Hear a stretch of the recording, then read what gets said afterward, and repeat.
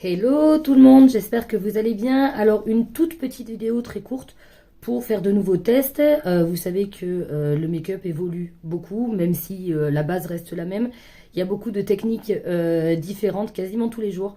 Donc là on va essayer une petite astuce TikTok. Ça commence, bégayer tout le long.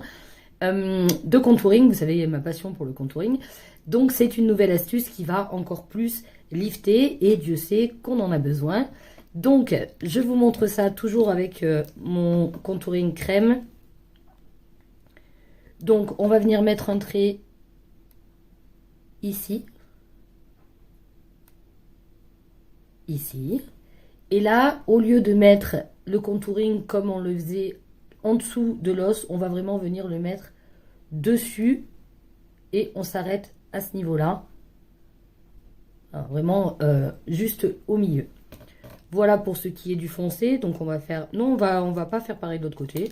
On va laisser comme ça, voir vraiment si ça lift. Ensuite, avec un anti-cerne ou un correcteur de couleur claire, on vient mettre en dessous ici.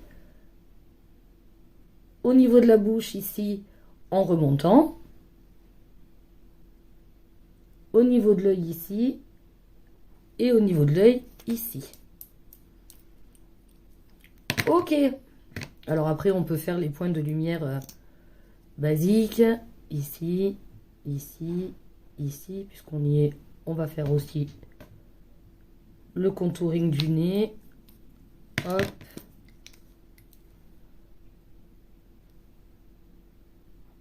Sur les arêtes. Et si vous avez le nez trop long,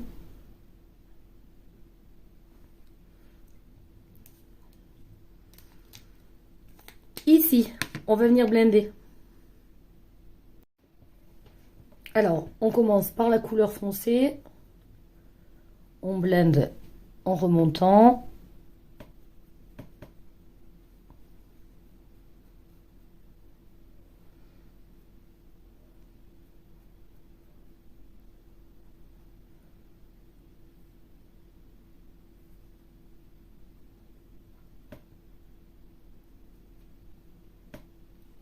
Ok, et ensuite, on va venir faire la couleur claire.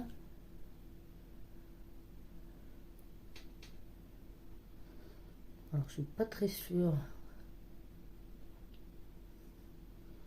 pour ici. Bon, enfin, vous avez compris le principe du blindage. Ok, voilà ce que ça donne. Donc, j'ai mis du blush crème, mais vraiment bien plus haut que ce que je mets d'habitude.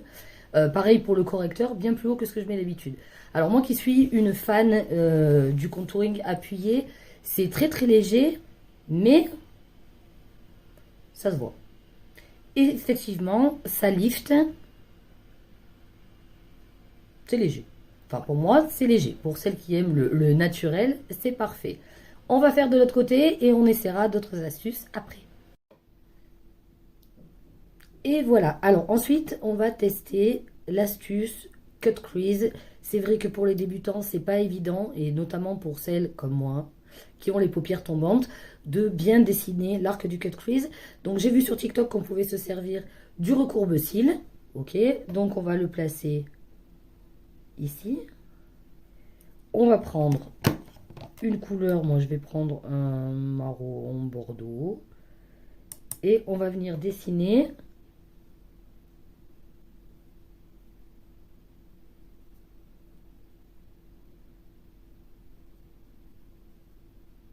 ici.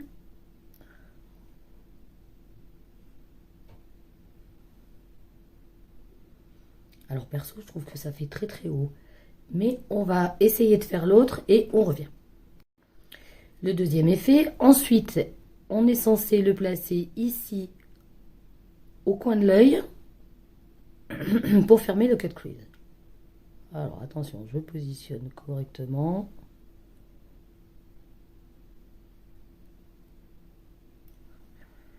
Ok.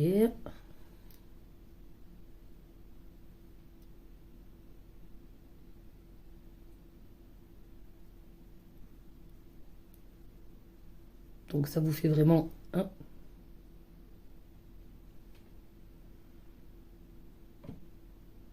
Je suis hallucinée.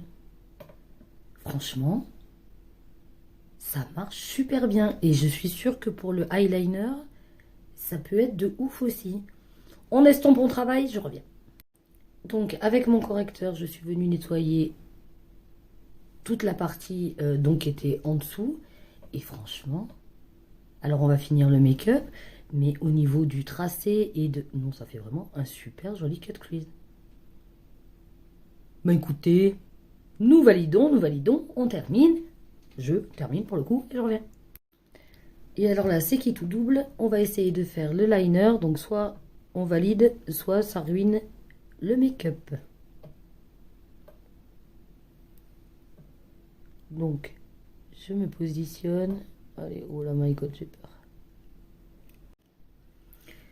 Bon, pour le liner, je suis mitigée. Donc, je referai un test parce que du coup, la forme incurvée du recourbe-cils fait que la virgule tombe. Et moi qui ai déjà les paupières tombantes et les yeux qui tombent un peu, c'est pas top. Alors, voilà. Pour le reste, franchement, bien. À retravailler, hein, mais bien. Le eyeliner, on vérifiera. Ah, par contre, je désactive le filtre beauté, hein.